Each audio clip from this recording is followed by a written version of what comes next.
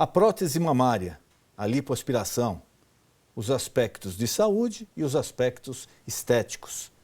E quando isso é necessário devido ao câncer de mama? Hoje nós vamos tentar passar a você tudo o que ocorre em uma lipoaspiração, em um procedimento estético e quando isso envolve também o câncer de mama. Daqui a pouquinho, no Ponto de Equilíbrio.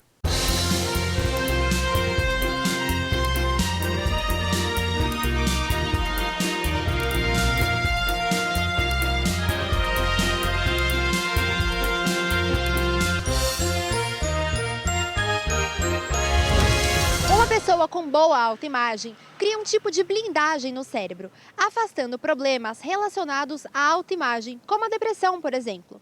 Com isso, o Brasil lidera o ranking mundial em procedimentos cirúrgicos estéticos, de acordo com a Sociedade Internacional de Cirurgias Plásticas Estéticas. São 1,5 milhão de cirurgias plásticas realizadas por ano. Você já fez ou gostaria de fazer alguma lipoaspiração, algum tipo de cirurgia estética? Não tenho a menor coragem de fazer qualquer procedimento mais invasivo, assim. Lipoaspiração, não. Lipoaspiração. Gostaria. Gostaria sim. Lipo nunca fiz, só fiz já cirurgia plástica nos olhos e na barriga. No momento, não, também não tenho vontade não. E você tem medo dessa cirurgia? Tenho. Tenho Bastante. Eu acho que é bem... Ela é uma cirurgia bem complexa, assim, e aí eu não tenho a menor coragem de fazer. Não tenho. Não. Tenho receio. E você gostaria de aumentar ou reduzir os seios? Não. Não sei, talvez se tivesse muita necessidade, talvez eu cogitasse a hipótese, mas não tenho a menor vontade. Não, acho que não. Seios não. Não, no momento não. Reduzir um pouco. Isso. No programa Ponto de Equilíbrio de hoje, o pastor Denis Munhoz e seu convidado falaram um pouco mais sobre cirurgias e vaidade. Você não pode perder. Adriano Brasolin é cirurgião plástico formado pela Escola Paulista de Medicina da Unifesp. É mestrando profissional na cirurgia plástica, foi preceptor da disciplina de cirurgia plástica em 2014 e cirurgião geral pelaquela instituição, na qual também graduou-se em medicina. Foi membro e diretor tesoureiro da Liga Acadêmica do Trauma. Foi tenente médico da Força Aérea Brasileira e, quando baseado na cidade de Manaus, partiu para diversas missões cívico-sociais na Amazônia. Atualmente, Adriano Brasolin trabalha em consultório particular. Participa da equipe de cirurgia plástica do Instituto Pazanese, da filantropia do Hospital Sírio-Libanês e da equipe de cirurgia do Hospital Alvorada. Muito boa noite, meu amigo, minha amiga. O nosso encontro de final de noite, programa Ponto de Equilíbrio. E hoje é com imenso prazer que recebo o doutor Adriano Brasolin. Ele é cirurgião plástico. Doutor, muito obrigado por ter aceito o convite. Muito obrigado pelo convite, doutor. Prazer recebê-lo aqui. O prazer é todo meu. Vamos falar de um tema que, especialmente aí para as mulheres, né? Parece que tem crescido bastante, que é a cirurgia, a prótese mamária, a troca. Tem um aspecto, lógico, estético, tem um aspecto de saúde, tem a doença envolvida. Mas como isso tem progredido no Brasil, doutor? Olha, doutor Denis, a cirurgia de prótese de mama, falando só pela estética, ela disputa o primeiro lugar junto com a lipoaspiração.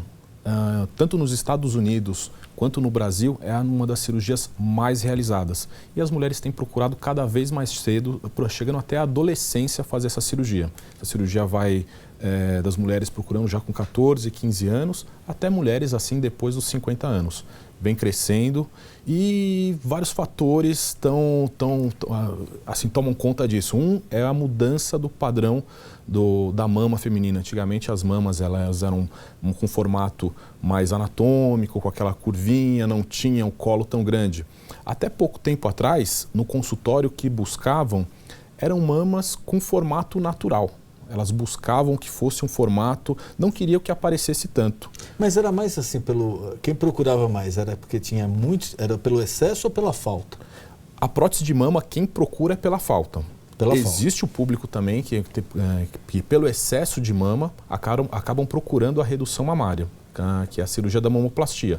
Então, mulheres que têm mamas muito grandes, que acabam ficando incomodadas no sutiã, ou que não conseguem colocar uma roupa adequada para ir para a praia, acabam procurando a cirurgia da mamoplastia redutora. Diz que às vezes até envolve problema aqui com coluna, tudo devido ao peso, né? Sim, devido ao peso, algumas mulheres relatam ter dor cervical, dor na coluna.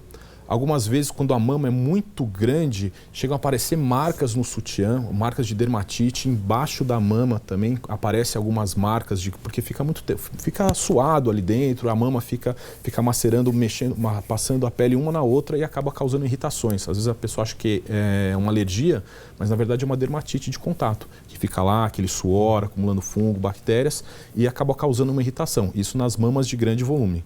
Já nas mamas, mulheres que têm as mamas com volume pequeno, procuram a prótese de mama como opção. E no caso, o senhor falou da idade, né, das mulheres que procuram. 14 anos, para um problema estético, não é muito cedo? Essa cirurgia já é recomendável nessa faixa etária? Olha, não há uma idade certa para se colocar a prótese de mama. É recomendável que se espere a puberdade da mulher, que a mama adquira o seu tamanho adequado e ou então também a maturidade mental da mulher, que ela entenda e saiba realmente o que ela quer. Porque depois pode acontecer da pessoa se arrepender, né? Vai que ela se arrepende, ou às vezes não era muito bem o que aquilo. A maioria não se arrepende. A prótese de mama tem vários estudos demonstrando a mudança da qualidade de vida depois da cirurgia. É como se fosse um tratamento psiquiátrico para a mulher. Mas nos estudos, inclusive feitos pela Escola Paulista de Medicina, na Universidade Federal, demonstra o aumento da qualidade de vida. Ou seja, a mulher ela fica melhor posicionada profissionalmente em relação ao parceiro, em relação às amigas. Mudam assim, chega a mudar até a personalidade. Junto com a orelha de abano, é a cirurgia assim, que mais muda a personalidade da mulher. É isso que eu ia perguntar para você. Quais as cirurgias mais procuradas? Esteticamente falando. Esteticamente falando, em primeiro lugar é a lipoaspiração. No Brasil são 250 mil por ano. Disputando esse primeiro lugar vem a prótese de mama. Depois, cirurgia de pálpebras, principalmente para envelhecimento, face, nariz. Quem mais? Abdominoplastia para mulheres que já tiveram filhos, já tiveram gestações e acabam tendo uma flacidez abdominal e uma diástase, os músculos ficam separados. Então muitas mulheres acabam procurando essa cirurgia como reparação. São as mais prevalentes. Tem dois pontos que eu queria abordar com o senhor. Agora eu vou falar, lógico, como leigo no assunto, notícias que a gente lê, às vezes as pessoas comentam. O caso da lipoaspiração. Infelizmente tivemos casos até com mortes de pessoas fazendo lipoaspiração, artistas conhecidos, e o caso de rejeição no implante de mama. Quais os cuidados que a pessoa tem que tomar, tanto nessa parte da lipoaspiração quanto no implante? Eu vou te falar, esse é um assunto importantíssimo de se abordar. Vou começar te falando uma estatística do CFM, que é o Conselho Federal de Medicina. 93% dos processos em cirurgia plástica no CFM são contra médicos não cirurgiões plásticos. Então os pacientes procuram cirurgiões ou o cirurgião ele se apresenta falsamente como um cirurgião ou então o paciente até mesmo sabe que ele não é cirurgião plástico, ele é um cirurgião ou um outro médico. Acaba cobrando um valor inferior, porque você tem menos treinamento. Exatamente a minha pergunta. Essa opção só pode ser feita, então, para se gastar menos, porque ninguém em sã consciência vai querer ser operado por uma pessoa que não é um cirurgião. Algumas vezes o paciente sabe, outras ele não sabe. Mas no final de tudo, é um médico realizando um procedimento ao qual ele não é treinado para fazer cirurgia plástica. São 6 anos de medicina, 2 de cirurgia geral e mais 3 de cirurgia plástica. É um caminho longo, são 11 anos de formação. Então, muitos médicos visando é uma cirurgia que o pessoal faz bastante e gera recursos financeiros e acaba lubridiando algumas pessoas. Então, eles buscam fazer essa lipoaspiração oferecendo por um preço menor, não competitivo, com preço menor do que o cirurgião plástico e as pessoas acabam procurando. O problema disso acontece, as pessoas não tomam as devidas precauções pré-cirúrgicas, intraoperatórias e também não têm a mesma habilidade para manusear uma cânula. É uma cânula de 4 milímetros, uma cânula relativamente fina. Esse é um instrumento que perfura para fazer... Ele passa como se pela fosse um pele. Pequeno aspirador de pole. Isso, ele é uma cânula que tem aproximadamente 30 centímetros, que varia de 3,5 a 4 milímetros. Ou seja, ela é relativamente fina. E com o médico fazendo movimentos repetidos na parte embaixo da pele, que é no tecido subcutâneo, na gordura, ele vai fazendo a lipoaspiração, vai aspirando essa gordura. O problema é que se fizer um movimento errado, ele pode entrar na cavidade abdominal. E por isso deve ser feito. É um procedimento seguro, muito seguro. quando feito com mãos treinadas para isso. Agora, quando feito com pessoas não habilitadas, é onde acontecem os problemas. Dessa atriz, até se eu não me engano, que chegou a falecer, houve a perfuração, né, do abdômen. Eu acho, se é o que eu estou pensando, aconteceu alguns casos que é de perfuração feitas tanto pela frente quanto por trás. E é difícil o médico identificar essa perfuração, porque se houver algum sangramento, alguma perfuração de víscera, só na frente, depois de algumas horas, o médico vai perceber. Geralmente, se tiver um sangramento muito alto, a gente percebe só depois. Então, é muito difícil reverter esse caso. Por isso, a importância de procurar um cirurgião plástico. Se você não se importar, eu queria deixar aqui para todo telespectador que for realizar uma cirurgia plástica, procurar o cirurgião plástico no site da Sociedade Brasileira de Cirurgia Plástica, www.sbcp.org.br.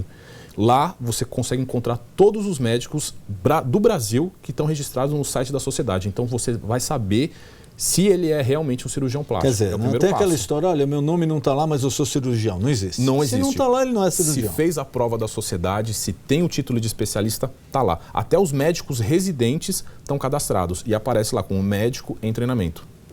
Essa parte da lipoaspiração e da rejeição, porque antigamente, acho que as primeiras foram feitas até com um produto parecido com silicone e andou ocorrendo alguns casos de rejeição, depois a pessoa teve que tirar, ou ocorreu um vazamento interno também com o líquido. As próteses elas mudaram muito durante os anos. Teve uma época nos Estados Unidos que as próteses de silicone elas foram banidas, até que se provasse a real segurança. Nisso as maiores empresas acabaram desenvolvendo, fazendo pesquisas e demonstraram que hoje a prótese de silicone é uma prótese segura. Durante esse tempo se utilizou a prótese salina, então era uma cápsula junto com soro fisiológico. Então se vazasse, acontecesse alguma coisa, não tinha nenhum problema, era só retirar, trocar ou encher de novo. Com a mudança da tecnologia das próteses de mama, as cápsulas que revestem esse silicone, é um silicone específico, até houve um caso das próteses de silicone PIP francesas que vieram para o Brasil, que era um silicone industrial. Exato. Depois disso, os médicos não sabiam que era silicone industrial. Foi identificado e as pacientes acabaram procurando seus cirurgiões para retirar. Mas com a mudança, as próteses hoje são feitas com cápsulas, são vários revestimentos que tem e o silicone ele é inócuo. Há um pequeno extravasamento pela cápsula, mas aqui ele é contido. O que acontece? Quando a gente coloca a prótese de mama, aquilo é um corpo estranho. Então o organismo forma uma cápsula em volta dela. Essa cápsula isola totalmente ela do corpo. O que acontece na prótese de mama? Às vezes, o que acontece, essa cápsula começa a contrair, por N motivos que podem acontecer.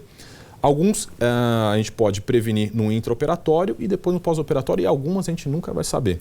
Mas essa cápsula começa a contrair, começa a mudar o formato da mama e às vezes até doer.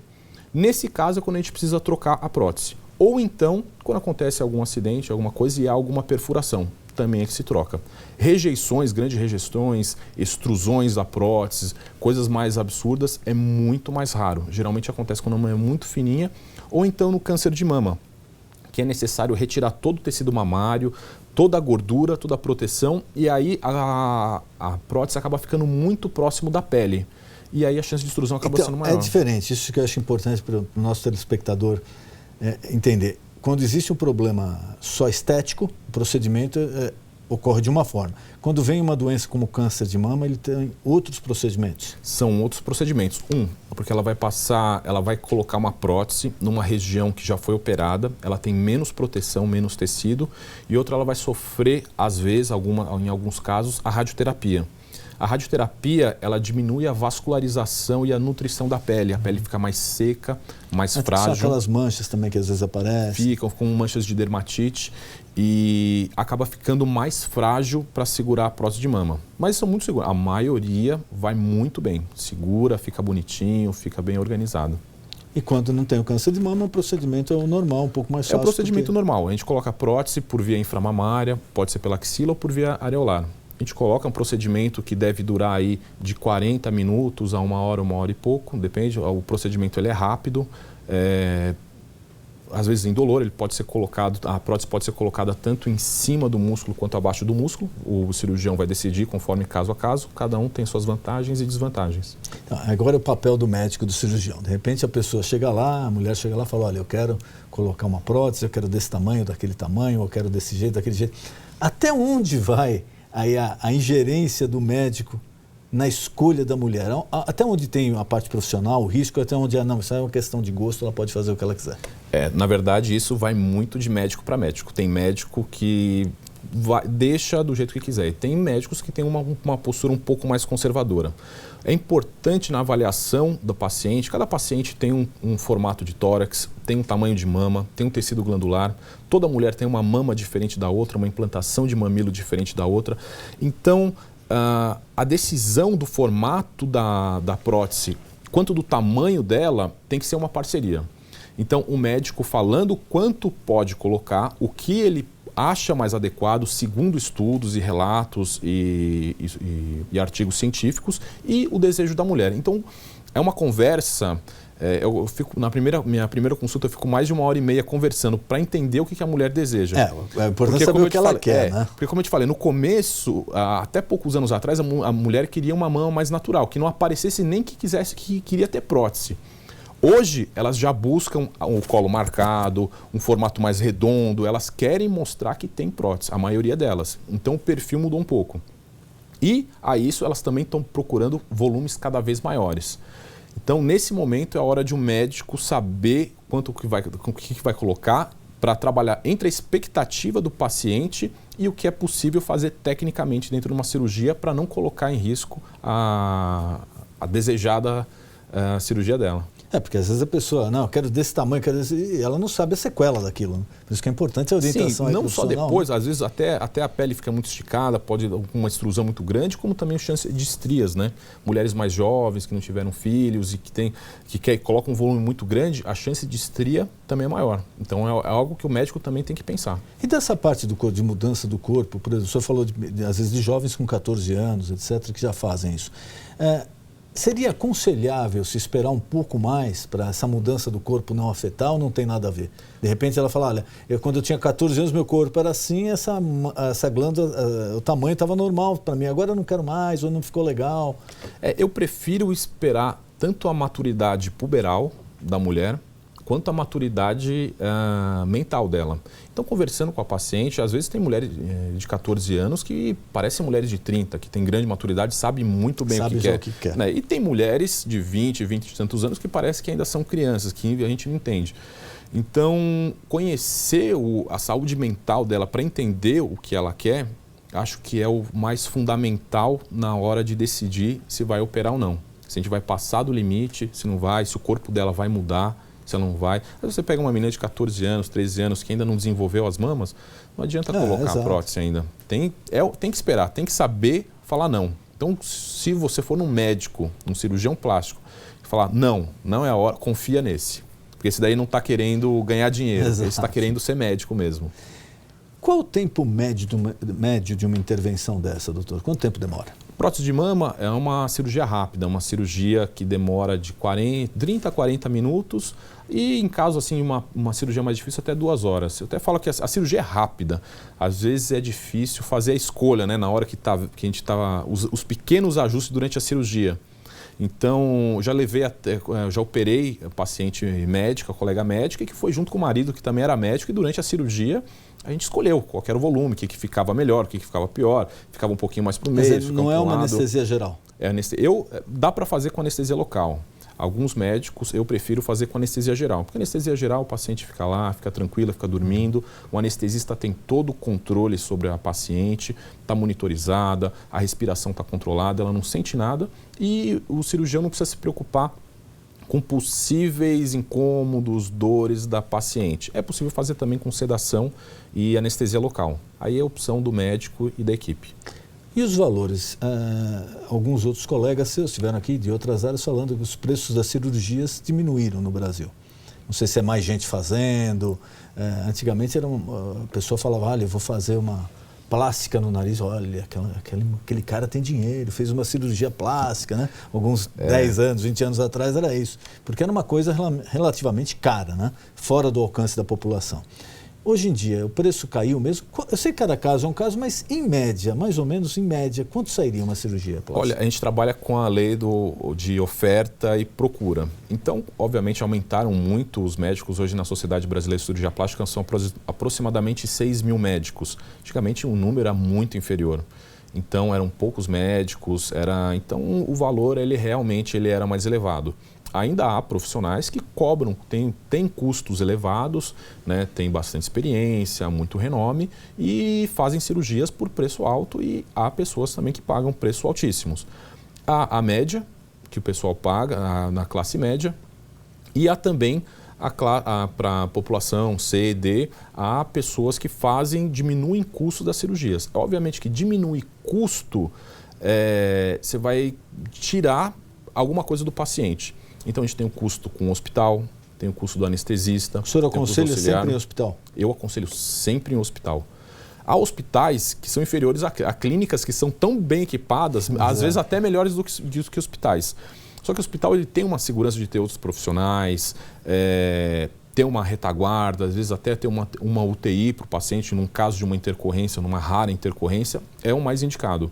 E que tem, assim, uma estrutura de anestesia, uma estrutura para o cirurgião, bons materiais. E tudo isso tem um custo. O custo da medicina ele não é baixo, ele tem o seu custo, os profissionais, a formação dos profissionais. Então, preços muito baixos é de se desconfiar, não é de se dar credibilidade. Porque eu vou ter que tirar. Olha, achei mais baixo. Né? Porque dá para tirar. Eu consigo tirar o preço da prótese, colocar uma prótese ruim, colocar um anestesista cuidando de várias salas ao mesmo tempo, um hospital com qualidade inferior, instrumentos cirúrgicos de pior qualidade. Então, dá para tirar, mas sempre vai na conta do paciente, entendeu? Se você fizer algo mais barato, obviamente vai ser pior. Se você tiver algo muito melhor, andar de Ferrari é muito mais caro que você andar de BMW, que você andar de Fusca. Então, o que você vai ter é o que você vai pagar, né? O senhor falava do Brasil, é o segundo país do mundo já em cirurgia plástica? Em cirurgia plástica ele disputa o primeiro lugar com os Estados Unidos. Algumas cirurgias são mais realizadas no Brasil, se eu não me engano, a lipoaspiração é mais realizada no Brasil do que nos Estados Unidos, contando que os Estados Unidos têm uma população muito maior do que o Brasil. Exato, com poder aquisitivo melhor e também maior e estável. Mais obesa. Há alguns casos, sim, na maioria dos casos, sim. Quer dizer, em tese deveria estar bem na nossa frente aí por esse conjunto de coisas. Mas o que o senhor atribui a isso? Por que o Brasil é o segundo disputando o primeiro lugar? Olha, nós vivemos num país, né, onde o culto ao corpo ele é muito valorizado. Então nós temos praias, nós temos calor. Nos Estados Unidos nós temos áreas, muitas áreas de calor, como na Flórida, alguns lugares, o sul, Califórnia, mas também tem muitas áreas de frio, de neve, que pessoas escondem o corpo, né? O Canadá é um lugar que a maior parte do ano eles ficam fechados, eles ficam reclusos. Então o culto ao corpo é muito menor. Tanto que a cirurgia plástica estética é muito melhor. Aqui no Brasil não, né? A gente tem o carnaval, a gente tem festas, tem calor, tudo mais, e acaba, acho que, estimulando a população a ter um corpo mais bonito.